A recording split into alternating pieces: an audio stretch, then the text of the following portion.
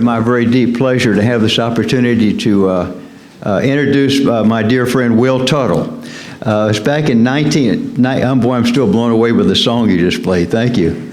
Back in 1990, just a normal church service, you know, different people come every Sunday, and this fellow kind of strolled in the door, kind of a hippie-looking guy, and he came up to me and said he played the piano, and he was willing to play some songs for us, and I said, well, sure. I could take one look at him and tell he was a musician. But I didn't know how good a musician until we heard then what you just heard now. And so Marty and myself kind of took Will under our wings and really made Will feel welcome here in Virginia Beach. And apparently it worked because he keeps coming back.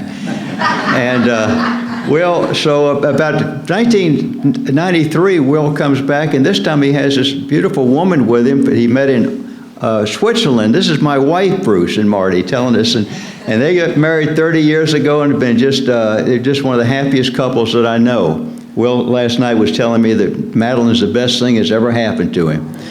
And I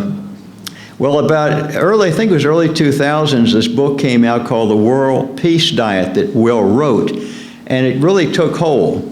And it became like the #1 bestseller. After about 3 years, Will was telling me, it became the #1 bestseller in Amazon.com, which brought him worldwide attention. And people from all over the world then started inviting him to come to their countries to play music for them. And he said he would been to China, for example, 3 times, and to India. And he said that in China, they pick him up at the airport with a limousine, put him in the fanciest hotels, him and Madeline, and they have 1,000 people show up to his concerts. He said, and it really struck me was last night, he was telling me that in India, he was driving up to a concert in northern India, and he saw this billboard along the side of the road, and the closer he got to it, he said, God, it looks like me. Well, they had a big picture of Will advertising the concert he was going to be playing at, to which a lot of people went. And so I could go on with this, but I'm just sharing this with you to let you know how fortunate we are to have a man of Will and Madeline's talents today to share their love with us. Thank you. Well, thank you. Thanks so much, Bruce. Let's have a hand for Madeline, too. She's the artist. The paintings up here and from Switzerland, and thank you. She's a big part of everything we're doing. So, yeah, it's great to be back. I feel like I have a wonderful connection with the Fellowship of the Inner Light here. And the underlying, I think, truth that we feel pouring through here really goes in many ways back to Paul Solomon. I had a really neat connection with him.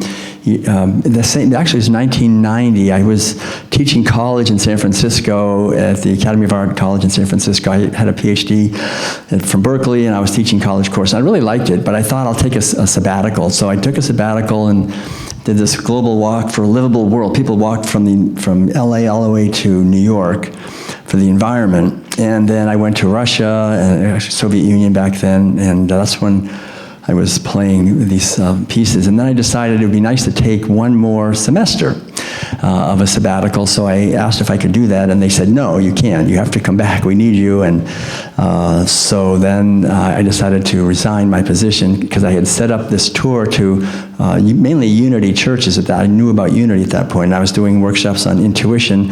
And I got to the first Unity church I was ever going to do. I was living in an old 1971 Volkswagen bus and traveling around, and there was this fellow named Paul Solomon was there from Virginia Beach. And it was kind of funny because I was a little bit frustrated because I thought I was the only one giving a workshop, but he was giving one too. And I found out he really gave a great workshop, actually. And I met him on abundance. But the thing that was interesting was he mentioned in this workshop, he had me play a little bit of music for one of his meditations. And so I had a chance to meet him. But then I was kind of half asleep in the back toward the end of the workshop, and I heard him say to everyone, there's a man in this room who can tune into your soul and create your soul music and make a recording of that. And you can see him afterwards about that. His name is Will Tuttle. And I had never done that, and I was, I thought, oh no. But it turned out to be one of the greatest things, really, quite honestly. I mean, because I knew I could do it. And so I said, sure. So I went out and quickly bought, this was back in the days of, I guess it was cassettes, and got a cassette recorder and some microphones, and I started taking appointments. And every weekend after that, when I went to a Unity church, I would tell people, I can do this and get appointments. And then when Madeline came over a couple of years later, she's an intuitive artist, so we started doing music and art portraits, and we lived in an RV traveling around North America to progressive churches for 17 years full-time, doing these every weekend. So Paul Solomon, through that, has touched literally thousands of people. We've done these individual sessions for over the years, and they still have a big impact. We still get letters. We still actually do them. And I just think what a tremendous, amazing thing that came through him that just opened doorways that have touched thousands of people all over the country, all over the world, actually.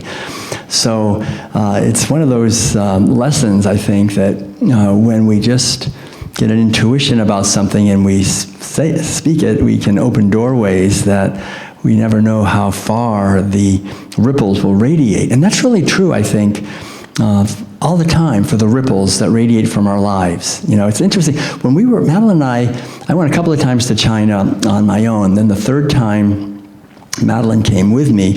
And we were giving these, I was giving lectures on the World Peace Diet, but they always had a grand piano out there, so I was playing music too, and they loved both. They liked the music and the talks, because it was interesting. There were Buddhist groups, and they were trying to promote vegetarianism and veganism as compassion for animals. So they were actually paying the flights and all this stuff to promote compassion to animals and health and freedom and environmental sustainability and eating lower on the food chain so there's enough for everyone to eat.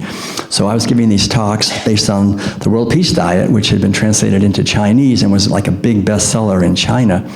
And so we were giving these talks, but the people, after I think about 4 or 5 cities, we were going every day, we were in a different city, taking the train, and they said, it's interesting to hear you talk about this, but we noticed that you and Madeline have this really loving relationship, and we want you to talk about that. Talk about how to have loving relationships. That's actually more interesting. So I remember we stood up there and we both kind of talked about some of what we thought were important things to have a loving relationship, eating healthy food together, but also having a mission together and being consciously loving in our speech with each other and some other things. And for some reason, Madeline, I think, or one of us mentioned the fact that when we had first gotten together, she had come over from Switzerland, and she had moved into my Volkswagen bus, which was like a challenge for her and for me. I had two drawers for my clothes, and I gave her one of my drawers. So we lived in that, but then we ended up finding a little house way out on a dirt road in the redwood trees, and getting a Yamaha grand piano. We rented it and made albums, and then that early year or so, every once in a while we would get into a little something where we were not in harmony with each other. And I remember, so we told this story about how it was one of those evenings where we were upset with each other. She was from Switzerland. It's like whole different expectations in culture and so forth. And I remember I wanted to reach out to her, but I didn't know how to do it, and I didn't know what to say. So I wrote a little note, but I didn't even want to give it to her. So I made it into a paper airplane, and then I just threw it over. and so she got it, and it landed on her desk, and then she read it, and then we kind of made up and everything. But it was so interesting because we just told that story, and then the following day, we went to another city, I think it was Guangzhou, and we got there, and the hall was there, and like it normally was, we got there early to check out the piano and everything, and I noticed that all the chairs were in rows, but the chairs in China, especially, they have these little tables next to them for tea, because they would very often serve tea in the lectures. And so they had these little tables, and then Madeline said, look, there's a paper airplane on every single table. It's like 800, it's a huge hall, and they'd made all these paper airplanes. And so then we're giving a talk, and then I mentioned the fact And nobody had said anything about it. They didn't even tell us. But I guess the people in the prior city had, called ahead and told the story. So then, at one point I said, well, why don't you write a note on it and just, send it to somebody? And so then it was like all chaos took over. And this whole hall, there's these paper airplanes flying everywhere. And, you don't know where they're going to go. You throw it this way and it goes that way. And so they were flying around and silently, but it was very beautiful to see all these paper airplanes just whoosh, whoosh, going out and the little love notes on them. And then at the very end, they came out and this whole choir came out and sang this traditional Chinese song to close the whole thing. And they had hidden this big, huge stash of paper airplanes. So at the very end, there was like this grand finale of paper airplanes flying everywhere. And the point I want to make with this whole thing was that, when that all happened, I remember I just kind of literally had tears in my eyes. It was so much joy, and these paper airplanes just kind of made it this magical thing. But it made me reflect back, like it was like 23 years earlier. I was all alone in this little house on a dirt road in Northern California. I threw this little airplane, who was going to become my wife eventually, and just to try, for love and healing, and how it had just gathered momentum for 23 years, that one act. And then it exploded on the other side of the world as this huge celebration. So the point is, when we do something, whatever we do, whatever we say, that like Paul Solomon, that one little sentence, it can have a massive impact, and perhaps it will. We don't know. So in India, they call it karma, right? I mean, the idea that, we sow seeds. We're always sowing seeds. Johnny Appleseed, right? When we sow seeds, that we don't know how they can concentrate and gather energy and be fed by forces and then erupt. And so the main thing I think in our life is to do the best we can to ensure that the seeds that we're sowing are seeds of kindness and caring and love and mercy and tenderness and gentleness and liberation, because those seeds not only really affect other people, they always come back in this life or the next, right? They'll boomerang back. And so the whole idea is, if we are really serious about creating a world of freedom and peace and joy and liberation and so forth, just do the best we can in our own unique way to plant those seeds. And as we do that, we begin to be a radiating center, I think, for kindness and caring.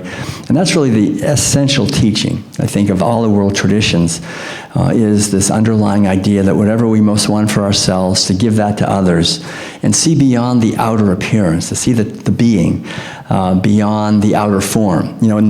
My main study has been in the Buddhist tradition, and in the Buddhist tradition, there was, in the old days, before they ever had the idea of having statues, that happened much later. That was only when Buddhism, after maybe 300 or 400 years, it reached Greece, and where they were made statues. But in the old days in India, they never had that idea of having a statue of the Buddha. What they had for a symbol was a footprint. And I think this is very important to reflect on, because if we go to the beach and we see a footprint in the sand, we don't walk up to the footprint and say, "Good morning, George. How are you doing?" We know that the footprint was made by a being that you can't see him, you just see the footprint. So to remember that right now, this is a footprint waving, right? What we see is essentially footprints.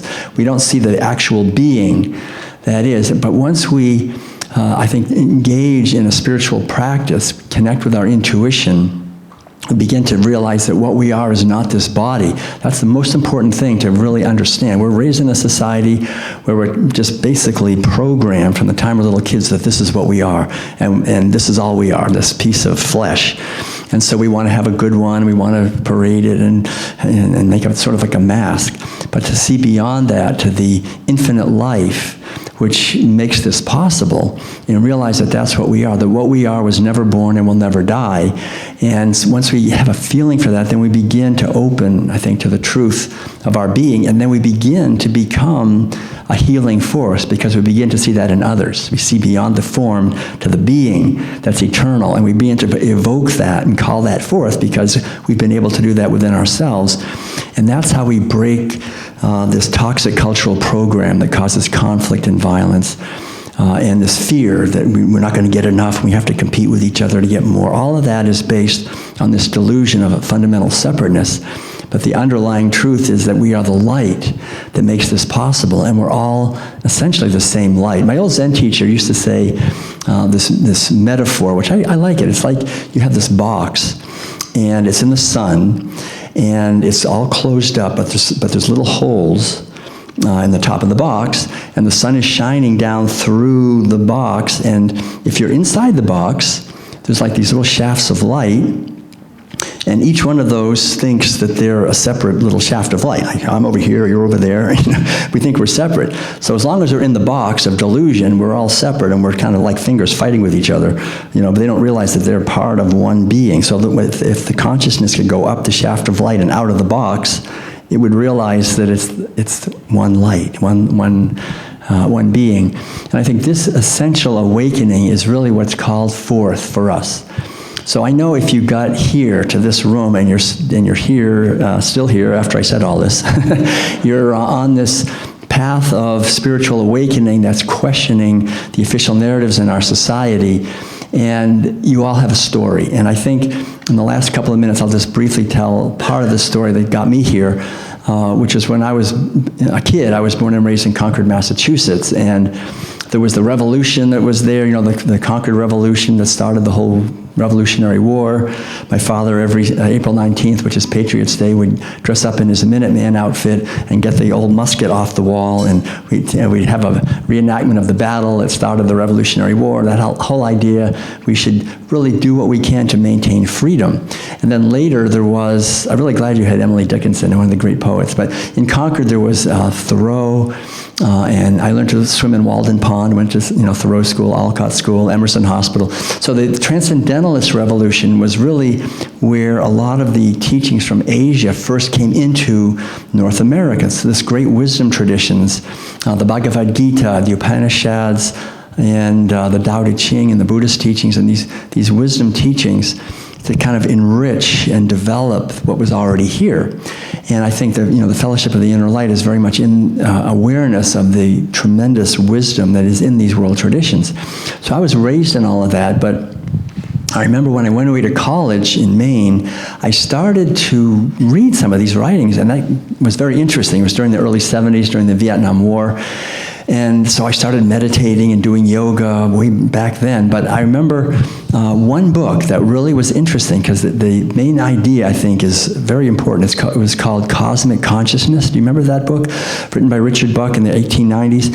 He basically said that virtually all of us are at the level of what he called self-consciousness. We care basically about ourselves and getting what we want and so forth, and maybe the people around us.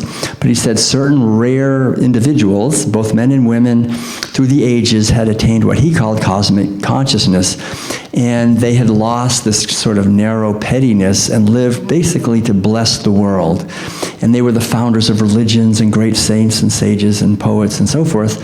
And the key point was, he said, it is the destiny of humanity for all of us to attain cosmic consciousness. That's really our purpose, is to awaken out of this narrow self-consciousness and attain cosmic consciousness. So I remember going home on the breaks and telling my parents, Mom and Dad, we're here to attain cosmic consciousness. We're not here just to, try to make a bunch of money and this and that. And I remember my father saying, well, actually, it's costing me quite a lot of money to give you that education you got there. But anyway, they were somewhat supportive. He actually played the piano, and my mother was an artist, and he was a writer. He owned a whole chain of newspapers, so I was supposed to take that whole thing over. But my younger brother, Ed, when I told him about this, he said, yes, we should do this. We should attain cosmic consciousness. But the question was, how do we do that? What do we actually do? Because I had just graduated from college, and so we thought about it, and then we knew what to do. We would go to California. If you just go to California, you're bound. It was 1975. We thought we'll head to San Francisco, but we wanted to do it in the right way. So we decided, really the most important thing is to meditate. We had started reading the teachings of Ramana Maharshi in South India, who said to just ask more and more deeply, who am I? And go deeper with this question, who am I? Beyond all your conditioning, beyond the body, beyond the mind, beyond the memories, what am I? What is this? And so we started doing that. And so I remember we left home, our little house, we walked down the driveway, and we decided to walk to California, meditating, and with no money, and just go. And so we did. We walked. We did it. We headed off. I had some fresh baked cookies from my mother, and we were going to go to California.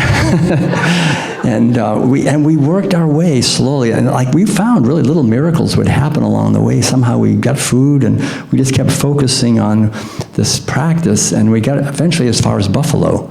And in Buffalo, it was like freezing. It was in October, so we decided to change our plan and just head south, try to stay ahead of the cold front, because the cold was really tough. So we walked about 15 or 20 miles a day, every day, down through upstate New York, across into Pennsylvania, all the way through Pennsylvania, down into West Virginia. We started going down through West Virginia, and they said, boys, you're in the Bible Belt.